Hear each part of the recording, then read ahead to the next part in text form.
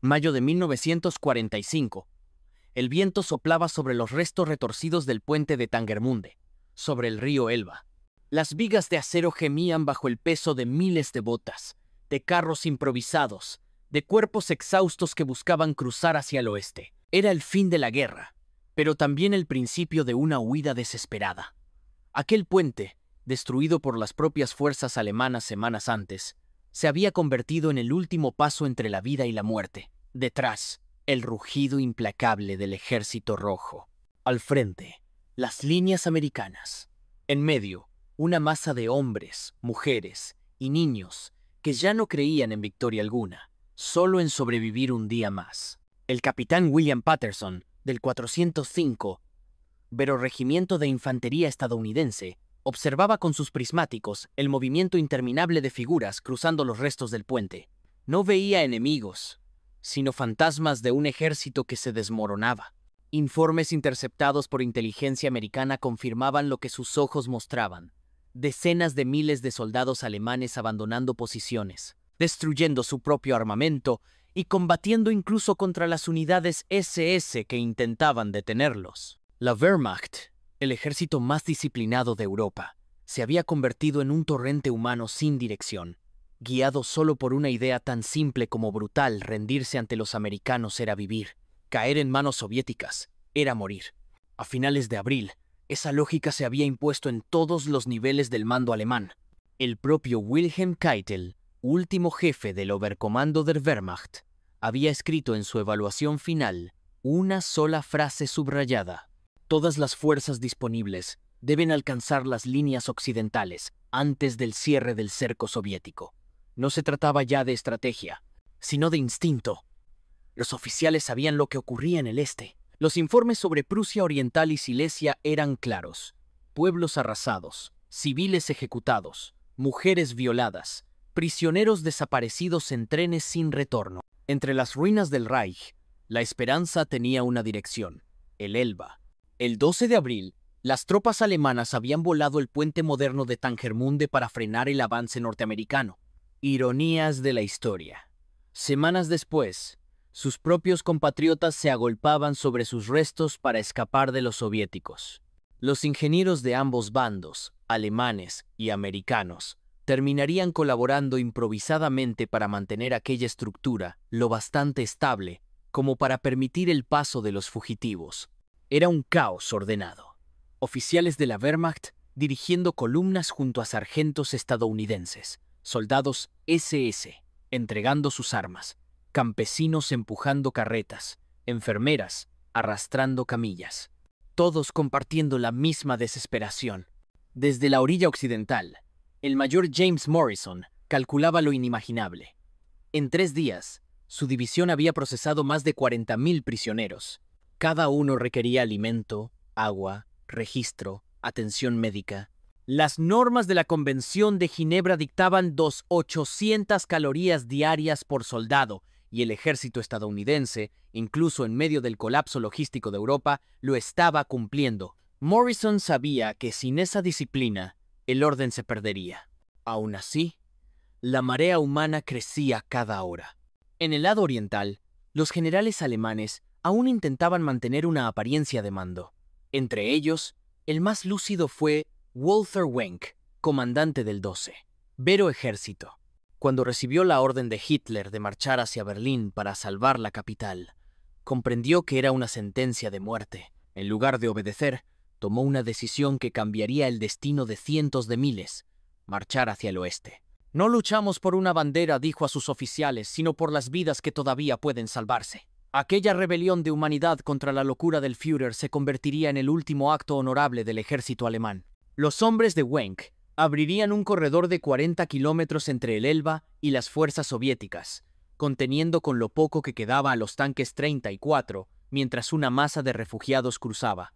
La escena era dantesca. Columnas de soldados mezclados con mujeres y niños, camiones sin combustible empujados a mano, caballos famélicos tirando de ambulancias improvisadas. Los ataques soviéticos caían sobre los bosques y caminos. Y aún así, el flujo continuaba.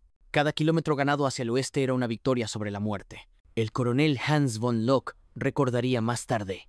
Ya no era guerra, era una fuga de almas. Caminábamos sobre cuerpos, avanzábamos entre incendios, pero nadie miraba atrás. Cada paso era un rezo para alcanzar a los americanos. Su testimonio coincide con los partes aliados. El 12.0 ejército de Wenck rescató a más de 250,000 personas, entre soldados y civiles, antes de que los soviéticos cerraran el cerco. Mientras tanto, en los puestos avanzados del 9, del ejército estadounidense, los soldados observaban un espectáculo que no aparecía en ningún manual de guerra.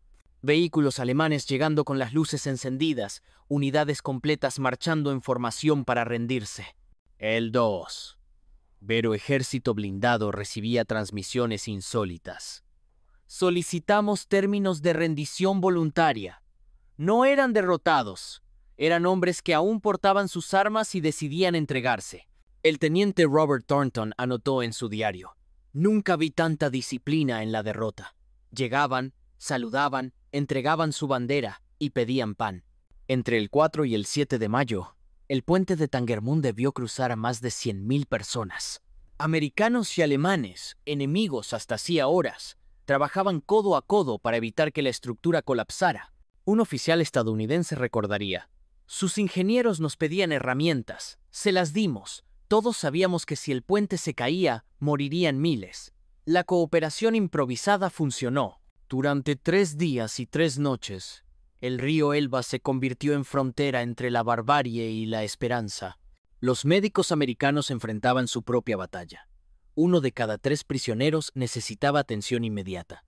Las infecciones, la desnutrición, las heridas sin tratar llenaban las carpas quirúrgicas. El capitán David Miller, cirujano del 330, Vero Batallón Médico, trabajó 72 horas sin descanso. No eran enemigos. Eran seres humanos destrozados. Operábamos a SS junto a civiles, a niños con heridas de metralla. Cuando terminé, no sabía quién era quién, solo que aún respiraban. Las cifras desbordaban cualquier cálculo. El ejército americano debía alimentar a 60,000 personas con raciones para 15,000. Aviones 47 arrojaban suministros por paracaídas. Camiones del Red Bull Express reaparecían para abastecer enemigos rendidos. Eisenhower ordenó a sus oficiales priorizar la humanidad sobre la burocracia. "No importa el papel, importan las vidas", transmitió. Gracias a esa decisión, miles sobrevivieron. Al otro lado del Elba, la línea soviética se acercaba. La artillería ya alcanzaba los márgenes del río. Sin embargo, el flujo no se detenía. Mujeres con niños en brazos, soldados demasiado jóvenes para haber conocido otra cosa que la guerra, ancianos del Volkssturm que apenas podían caminar. Algunos eran ayudados por los mismos soldados americanos que deberían haberlos vigilado. Se compartían cigarrillos, se ofrecían mantas. Era el último respiro de humanidad en medio del derrumbe total. A las 2:41 de la madrugada del 7 de mayo, en Reims, el general Jodl firmó la rendición incondicional de Alemania. Pero la noticia tardó horas en llegar a las riberas del Elba. Para los miles que aún caminaban, el reloj seguía corriendo. El alto el fuego sería efectivo a las 23:01 del 8 de mayo. 45 horas para cruzar o morir intentándolo. El general Wenck dio su última orden esa misma tarde, el 12. El gordo ejército ha cumplido su deber. Hemos salvado a todos los que podían ser salvados. Cada comandante es libre de buscar seguridad para sus hombres. No era una rendición, era una liberación. Horas después, él mismo cruzó el río a pie, entre ruinas humeantes y disparos lejanas. Dejó atrás a sus últimos tanques y a miles de civiles que ya habían alcanzado la otra orilla. Tenía la mirada vacía, de quien ha cumplido un deber imposible, y aún así no puede sentirse vencedor. Cuando cayó la noche del 7 de mayo, el cielo sobre el Elba ardía con los últimos resplandores de artillería. Los soviéticos ya estaban a menos de 5 kilómetros. Aún así, los alemanes seguían cruzando. Los americanos, agotados pero decididos, mantenían abiertas las rutas. Nadie hablaba ya de guerra ni de enemigos, solo de quién alcanzaría la otra orilla antes del alto el fuego. El 8 de mayo a las 23:01, el silencio cubrió Europa. La rendición alemana era oficial. Pero aún había miles que corrían en la oscuridad, sin saber si lo habían logrado a tiempo. Entre ellos, un viejo del Volsturm, Heinrich Fischer, de 63 años. Llegó a la orilla occidental 14 minutos antes de la hora límite. Cuando un soldado estadounidense le preguntó por qué había arriesgado todo, respondió simplemente: «Porque quiero ver a mis nietos otra vez». Lo consiguió. Millones no. Para los americanos, comenzó una nueva guerra, la de la compasión contra el caos. Los campos de recolección, improvisados en praderas y valles, albergaban a cientos de miles. No eran prisiones en el sentido habitual, sino ciudades de barro y alambradas donde la supervivencia dependía de organización y humanidad. El Camp Rheinwiesen, diseñado para 100.000 personas, llegó a albergar a 184.000, sin refugios, sin infraestructura, solo cuerpos cavando hoyos para dormir. Sin embargo, la tasa de mortalidad fue mínima comparada con la de los campos soviéticos. Menos del 1% murió en cautiverio occidental. Más de la mitad pereció bajo la NKVD. Los documentos soviéticos revelan la magnitud del horror. De 3 millones de alemanes capturados, más de 1 millón murieron por hambre, frío o explotación. En los campos de Ucrania, Siberia y los Urales, el trabajo forzado se convirtió en venganza. Un oficial soviético escribiría años después: «Nos dijeron que cada alemán muerto era pago por nuestros muertos. No era justicia, era odio convertido en ley». Esa era la realidad de la que huían aquellos miles en el Elba. La diferencia entre orillas era la diferencia entre civilización y venganza. En el oeste, médicos militares operaban a sus enemigos. En el este, guardias disparaban a los que caían debilitados. Un joven soldado estadounidense, Joseph Martínez, que ayudó a procesar prisioneros, lo expresó sin retórica: «No se rendían a nosotros, huían de algo peor. Nosotros solo representábamos la supervivencia».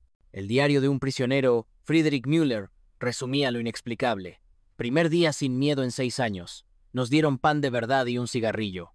Lloré. Después de todo lo que hicimos, ¿por qué nos tratan como a seres humanos?». Esa pregunta marcó a toda una generación. La decisión de los americanos de mantener la misericordia frente a la venganza no fue solo moral, fue estratégica. El trato humanitario a millones de enemigos desarmados sembró las bases de una nueva Europa. Los científicos alemanes que cruzaron al oeste, desde von Braun hasta los técnicos de Peenemünde, no llegaron a la URSS, llegaron a Estados Unidos. La decisión de rendirse a ellos cambió el curso del siglo. Un científico alemán diría después: «No escogimos a los americanos por miedo, sino porque sabíamos que eran los únicos capaces de perdonar». En la otra Alemania, la del Este, las familias esperaron años a sus maridos y hijos que nunca volvieron. De cada 10 capturados por los soviéticos, 4 murieron antes de ver la libertad. Las cartas se detuvieron, los registros desaparecieron, los nombres se borraron en archivos cerrados hasta 1991. Mientras tanto, en el oeste, la mayoría de los prisioneros alemanes habían vuelto a casa ya en 1948. La historia del Elba no solo fue una huida de la guerra, sino una carrera contra el olvido. El general Walter Wenck, el hombre que había desobedecido a Hitler para salvar vidas, viviría hasta 1982. Nunca expresó remordimiento. En una entrevista dijo: «Entre el honor y la humanidad, elegí la humanidad». Cada mayo, en el pequeño cementerio de Tangermunde, sobrevivientes y sus descendientes colocan flores en su tumba. No lo llaman traidor, lo llaman el general que eligió la vida. La masiva rendición de 1945 fue más que una derrota militar. Fue una confesión colectiva de culpa y una búsqueda de redención. Después de años de propaganda, los soldados del Reich se rindieron no solo ante una potencia militar, sino ante una idea, la de que la misericordia era posible incluso en la victoria. Esa lección sería la semilla de la Alemania democrática. Los historiadores aún discuten si los aliados violaron los acuerdos de Yalta al aceptar rendiciones unilaterales. Pero nadie discute el resultado. Más de 1 millón de vidas salvadas por decisiones tomadas en segundos. Cuando Bradley fue preguntado si volvería a hacerlo, respondió: «Sí, la humanidad no necesita permiso». Los americanos que vieron aquellas colas infinitas nunca olvidaron la mirada de los que llegaban. El capitán Patterson escribió a su esposa: No eran monstruos, eran hombres rotos. El verdadero fin de la guerra no llegó con la rendición, sino cuando entendimos que habíamos vencido sin convertirnos en ellos. El puente de Tangermunde nunca se reconstruyó. Hoy solo quedan las bases oxidadas que asoman sobre el agua. Pero para quienes cruzaron, fue mucho más que una estructura de acero y hormigón. Fue el paso de un mundo a otro, del odio a la esperanza, de la ideología a la vida. En los años posteriores, la memoria de aquellos días modeló la relación entre Estados Unidos y Alemania. El trato humanitario recibido por millones de prisioneros influyó en la reconstrucción occidental y en el nacimiento de una alianza duradera. Cuando Alemania Occidental ingresó a la OTAN en 1955, muchos de sus líderes eran hombres que habían cruzado el Elba una década antes. Habían visto la diferencia entre venganza y justicia, entre odio y decencia. Los niños que entonces fueron cargados en brazos a través del puente crecerían en una Alemania nueva, donde la democracia y la memoria serían parte de la misma herencia. Para ellos, la palabra americano no significaba enemigo, sino salvador. Cada año, cuando los supervivientes se reúnen en Tangermunde, dicen lo mismo. No cruzamos solo un río, cruzamos de la muerte a la vida.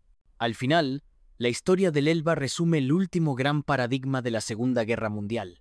El Reich, que había empezado conquistando el este, terminó huyendo de él. Los conquistadores se volvieron refugiados, los vencedores mostraron compasión.